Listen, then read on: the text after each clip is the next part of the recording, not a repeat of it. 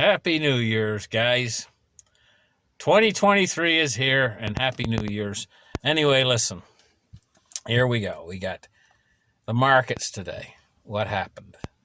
Well, we started to go down. We started to go down several hundred points, and we bounced back. We had a late day rally in the markets today. But around the world right now, we got situations going on over in Russia right now. For instance, today or yesterday or the day before, they used HIMARS to shoot into a barracks in Russia, and they blew up like hundreds of soldiers, and Russia's infuriated with it. But with the Russians, what they could do is if they are so upset about all this, why don't they just go back home where they came from again? Why do they have to have a land that, why do they have to take and make conquest? I mean, I just don't understand it myself. But listen, we also got markets that are still overbloated. Every year that goes by with 15% inflation rate, the markets actually lose 15% off the top of the market because of the rate of inflation. It means your money that you have invested in the market's worth 15% less. Same thing happens with gold and silver. If price don't go up, roughly about 15% is a loss every year if the price stays the same as it is now. So if silver stays at $24, which is where it is today, in a year, it means it's lost 15%, which would be, figure that right off of my head, almost $4 an ounce, per year, if it doesn't go up to keep up with inflation. But we all know, going all the way back in the 1920s or whatever, all the way up till now, gold and silver always keep up with inflation. But they haven't. They've been lagging behind. We know that's going to do a catch-up pretty soon. And so here we have a new year, and we have two things going on that are big and very important that could cause us huge problems in the very near future. One is the war.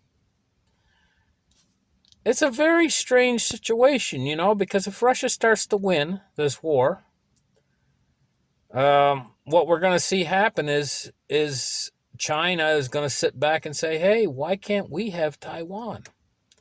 And North Korea will say, hey, why can't we have South Korea? If Russia can do it, we can do it. They're all linked together, the BRICS nations, and they have formed an opinion that they want to bring down the U.S. petrodollar. And they've been working very hard at it. You got your petro yuan coming very soon. So we got a lot going on out there. So today I was trying to produce a couple videos. So the first one is a real good rant. And then I got it out of my system. I'm going to tell you, by the time I got that video done, my voice was actually getting a little bit hoarse. I said, oh, great. I've produced a great video for you guys and everything.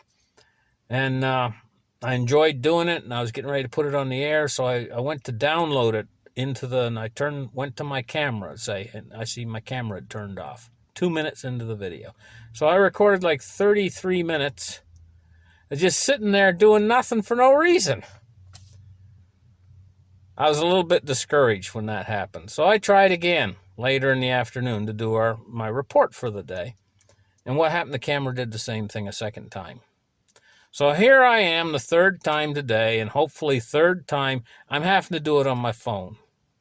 You guys all know, if you've went to my channel long enough, you know how much trouble I have sometimes with computers and computer software.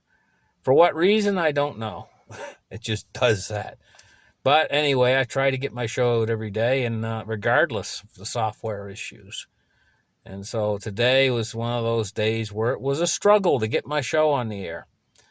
Now, as far as the Patreon is concerned, it's been a few days, been New Year's. We've had Christmas, and there hasn't been a whole lot of activity on the Patreon channel, but we're going to get on there and do a show for you guys on Patreon very soon. Delta Report the same way, and up and coming pretty soon. So I got a lot of work to do, and there's not a whole lot happening out there other than our war that's going on. Shouldn't say our war, Putin's war. And also the financial situation with the Fed. This is a big story out there right now. What's going on with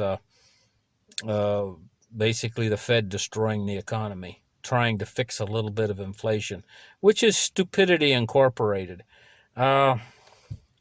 Anyway, I was listening to what the president said about, he said, I cannot going to quote his words directly. I don't have it right here to quote it directly, but he was saying, oh, I'm upset about this or angry about this or something to that effect, for dramatic effect. It gave dramatic effect. And then he said, no, absolutely not. The government is not based. I'm just giving you guys the basics of it. The government is not the ones responsible for inflation. I didn't word it exactly how it was, but that's the gist of it. But I got thinking about that for a minute. You guys want to think about it just for a minute. If the government's not responsible for inflation by their spending habits, who is it out there that's got the license to create government debt other than the government? So who is responsible if it's not the government spending that's creating inflation? What is creating inflation out there? Somebody out there got a license to actually print government debt other than the government? And I don't think so. So, of course, they're responsible. It just takes a mind to think a little bit. But, these politicians, what they can do is they can actually put it across in a certain way so that you start to think to yourself, oh, my goodness, maybe I'm wrong about that. Maybe it's not the government that's responsible for the government, for debt and for inflation. They're able to pass the buck so that you start to think, hey, maybe they're not responsible for this. In your head. That's what they want you to think. But the real truth is, yes, they're the ones responsible for inflation. Because they're the ones responsible for creating new monetary units, more debt. This system is reaching the limit of how much debt it can withstand. And what's going to happen is the whole thing is going to implode at a certain point. It's on an exponential when this implosion happens in debt. When it goes in the opposite direction, and then they have to push it the opposite way back and forth between inflation and deflation.